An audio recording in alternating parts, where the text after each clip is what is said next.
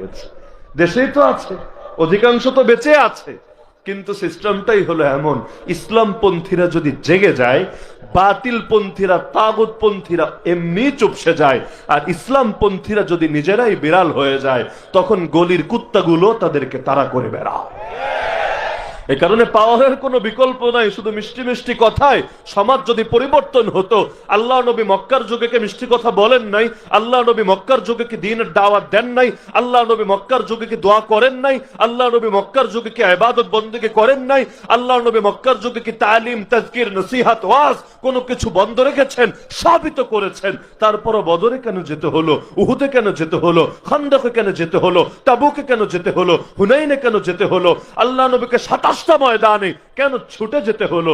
কারণ একটাই, যেখানে নরম কথায় কাজ হয় সেখানে নরম কথা বলাই হিকমা, আর যেখানে গরম না দিলে কাজ হয় না সেখানে গরম দেওয়াটাই হিকমা। কোন একজন ডাক্তার যদি খালি ওষুধই দেয়, জীবনে অপারেশন না করে, অথচ বোঝা যাচ্ছে এই রোগের যদি অপারেশন না করে সে জানে মারা যেতে পারে। ধরেন সিজারিয়ান নারী এমন একটা হালতে উপনীত হয়েছে, যদি এখন তার পেট কেটে বাচ্চা বের না করে, হয়তো আশঙ্কা আছে বাচ্চাও মারা যাবে, মাও মারা যাবে। এখন যদি ডাক্তার দরদ দেখায়, মলম লিখে দেয়, ট্যাবলেট লিখে দেয়, ক্যাপসুল লিখে দেয়, খালি ইনজেকশন দিয়ে বসে থাকে, আর আপনি যতই তাকে প্রেসার দেন, আরে সার্জারি করো, জলদি সিজার করার ব্যবস্থা করো, সে বলবে না না, আমি তো দয়ার সাগর, আমি কি ছুরি হাতে নিতে পারি? আমি কি কাঁচি দিয়ে পেট কাটতে পারি? এটাকে মানবতার সঙ্গে যায়? এটা তো বিবেকে বাঁধে। আর এগুলো তো জঙ্গিদার কাজ, এগুলো তো ডাকাতের কাজ, এগুলো তো খুনির কাজ। আমি একজন আদর্শ নাগরিক হয়ে এই রকম রক্তারক্তি কিভাবে করতে পারি? এখন ডাক্তারের এই সব বয়ানে আর এই সব গাফিলতিতে আপনার পেশেন্ট যদি ঝুঁকির মুখে পড়ে যায়, জানে মরে যায়, ডাক্তাররা আস্থা রাখবেন? রানওয়ে ত্যাগ করলো, বিমানটা জানে না সে কি রাজশাহী যাবে না বরিশাল যাবে, চিটাগাং যাবে, কক্সবাজার যাবে না সিলেট যাবে, নাকি ডোমেস্টিক ফ্লাইট না সে ইন্টারন্যাশনাল ফ্লাইট হয়ে এই দেশের বাইরে কোনো জায়গায় তাকে উড়ে যেতে হবে, কিছুই জানে না। তাকে বলা হয়েছে তুমি রানওয়ে ত্যাগ করে আকাশে ডানা মেলো, সেও কথা শুনে কমান্ড ফলো করে রানওয়ে ত্যাগ করে আকাশে ডানা মেলেছে, কিন্তু গন্তব্যের ব্যাপারে অজ্ঞাত, গন্তব্যের ব্যাপারে অসচেতন। এখন আপনি বলেন, হুট করে যদি তাকে বলা হয় তোমার গন্তব্য মক্কা, তোমার গন্তব্য রিয়াজ, তোমার গন্তব্য মদিনা, তোমার গন্তব্য তুরস্ক, তোমার গন্তব্য পৃথিবীর শেষ প্রান্ত, চাইলেই কিন্তু সে তার গন্তব্যে পৌঁছাতে পারবে না। পর্যাপ্ত তেল, পর্যাপ্ত জ্বালানি, পর্যাপ্ত প্রস্তুতি কোনো কিছুই সে নেয় নাই। এমন একটা সময় যদি আপনি তাকে বলেন শোনো, অন্য কোনো এয়ারপোর্টে তোমাকে ল্যান্ড করার পারমিশন দেওয়া হবে না, তোমাকে তোমার গন্তব্যে পৌঁছতে হবে, তবেই তুমি সফলভাবে ল্যান্ড করার অনুমতি পাবে, এই কথা যদি মাঝপথে বলা হয়, বেচারার না একুল থাকবে না ওকুল থাকবে, মাঝখানে বরবাদ হওয়া ছাড়া কোনো উপায় থাকবে না।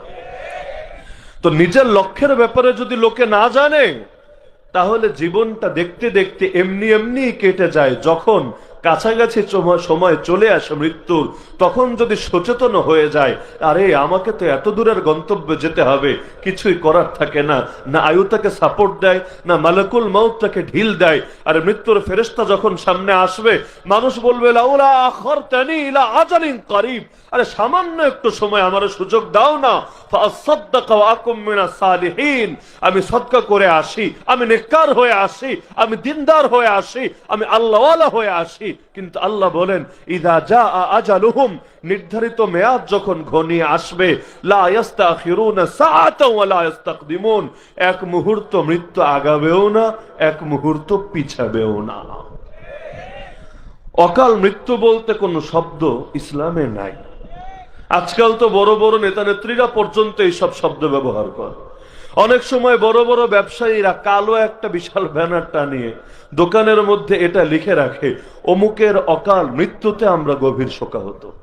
গতকাল যেমন আন্দোলন হয়েছে, আন্দোলনে অনেকে নিহত হয়েছেন, শহীদ হয়েছেন, পুলিশ সদস্য নিহত হয়েছে, বিএনপির লোক নিহত হয়েছে, একাধিক জনকে আমি বলতে শুনেছি, এমনকি বাংলাদেশের জনক মন্ত্রীকে পর্যন্ত, যে অমুক পুলিশের অকাল মৃত্যুতে আমরা গভীর শোকাহত।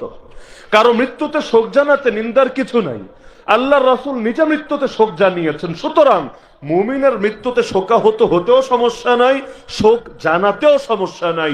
উপরন্তু আল্লাহর রাসূল সাল্লাল্লাহু আলাইহি ওয়াসাল্লামের পুত্র সন্তান ইব্রাহিম যখন মারা যায়, আল্লাহর রাসূল কাঁদছিলেন। তার চোখ বেয়ে বেয়ে পানি গড়িয়ে পড়ছিল। এক সাহাবী এসে অবাক হয়ে বললেন, ইয়া রাসূলুল্লাহ, আপনি কাঁদছেন? একজনের মৃত্যুতে আপনার চোখ থেকেও পানি আসছে। সেই সাহাবী অবাক, আরে রাসূল আবার মানুষের মৃত্যুতে কাঁদবে নাকি? আল্লাহর রাসূল তারে বললেন, শোনো, ইন্নাল আইনা লাতাদমা ওয়া ইন্নাল কলবা লায়াহজান ওয়া লা নাকুলু ইল্লা মা ইউরদি রাব্বানা ওয়া ইন্না বিফিরাকিকা ইয়া ইব্রাহিম লামাহজুনুন। সাহাবী আমার শোনো, নিশ্চয়ই চোখ অশ্রুসিক্ত হয়, নিশ্চয়ই অন্তর ব্যথিত হয়, তবে মুখ দিয়ে শুধু এমন কথাই বলি যাতে আমার রব খুশি হয়, রব নারাজ হয়, এমন কোন কথা একজন বান্দা হিসাবে আমি বলি না, বলতে পারি না। হে ইব্রাহিম, তোমাকে হারিয়ে, তোমার বিচ্ছেদে, তোমার মৃত্যুতে আমরা বড় দুঃখিত, আমরা বড় শোকাহত। তো রাসূলের হাদিস দ্বারাই স্পষ্ট, কারো মৃত্যুতে চোখ থেকে পানি ঝরা, অন্তরে কষ্ট আসা, এগুলোতে নিন্দার কিছু নাই, দোষের কিছু নাই, ঈমানের সঙ্গে, তাকওয়ার সঙ্গেও কোনো সাংঘর্ষিকতা নাই। কিন্তু মুখ দিয়ে এমন কিছু বলা যাবে না যেটা রব পছন্দ করেন না। বললে কি হবে? আল্লাহ রাসূল স্পষ্ট বলেন, লাইসা মিন্না মান দারাবাল খুদুদ ওয়া শাক্কাল জুয়ুব ওয়া দাআ বিদাওয়াল জাহিলিয়া। আরে সে তো আমার উম্মতি না যে কারো মৃত্যুতে শোক প্রকাশ করতে গিয়ে, অন্য কোন ইস্যুতে শোক প্রকাশ করতে গিয়ে গাল চাপড়ায়।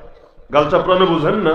শোকে এখন গাল চাপড়ায়, চুল ছেড়ে অথবা কাপড় চোপড় ছিঁড়ে টুকরা টুকরা করে ফেলে, অথবা জাহিলি যুগের মতো কথাবার্তা বলে।